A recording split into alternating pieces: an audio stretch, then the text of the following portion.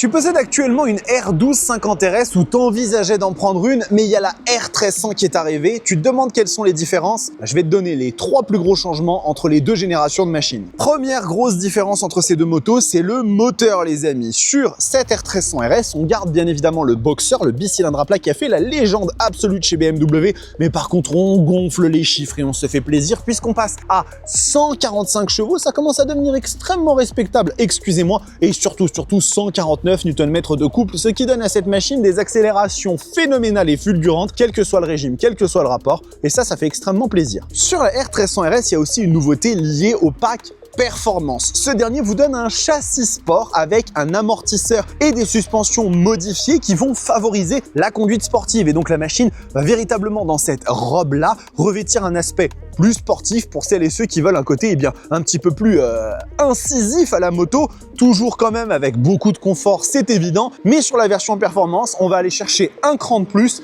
dans le côté énervé. Finalement, la dernière grande différence entre les deux générations, c'est que cette R1300 RS, elle évolue énormément au niveau de la technologie. On va avoir notamment la possibilité d'avoir le régulateur de vitesse adaptatif, mais surtout l'ASA, le passage de vitesse automatique de BMW qu'ils ont démocratisé avec la GS, la RT et la R et qui est aussi présent sur cette version Sportivo GT qui va vous permettre soit de contrôler tous les passages de vitesse au pied, comme vous le feriez avec un shifter traditionnel, ou alors de laisser la machine le faire. Là, je suis sur une version manuelle sur cette machine, mais c'est possible de l'ajouter dans les packs d'options. Ça coûte 900 € de plus et ça fait une très belle différence entre cette moto et la R1250 RS. Est-ce que les différences que je vous ai données seraient susceptibles de vous faire remplacer votre R1250 RS ou bien de choisir directement la nouvelle par rapport à un ancien modèle d'occasion? Dites-le moi en commentaire, je suis extrêmement curieux.